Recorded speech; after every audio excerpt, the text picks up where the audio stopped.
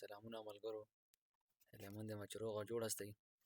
راځو نن یوه بله موضوع باندې بحث کوو د ریاضي، چې هغه د ریاضي قاعده ده صفر په توان د صفر، چې دا مساوي څو سره کېږي. نن غواړو چې دغه قاعده ثبوت کړو چې صفر په توان د صفر څو کېږي. دا قاعده خو موږ ته معلومه ده، مخکې چې موږ ویلې وه چې صفر په توان د صفر مساوي د لای تناهي سره دی. نن موږ دا ثبوتوو چې دا څنګه صفر په توان صفر موږ سره لای تناهي کېږي. صفر چې کوم دی، صفر په توان د صفر، دا موږ داسې لیکلی شو چې صفر په توان د یو منفي یو د طاقت د قانون په اساس باندې موږ دا داسې لیکلی شو چې یو منفي یو موږ سره بیا صفر کېږي، نو صفر موږ ته لاسته راغی.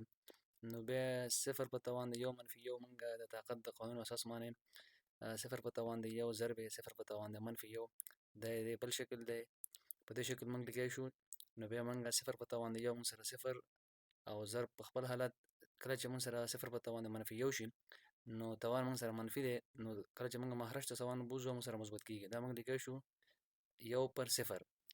نو یو چې صفر کې ضرب شي موږ سره صفر کېږي، او صفر خپله موږ سره صفر لاسته راغی.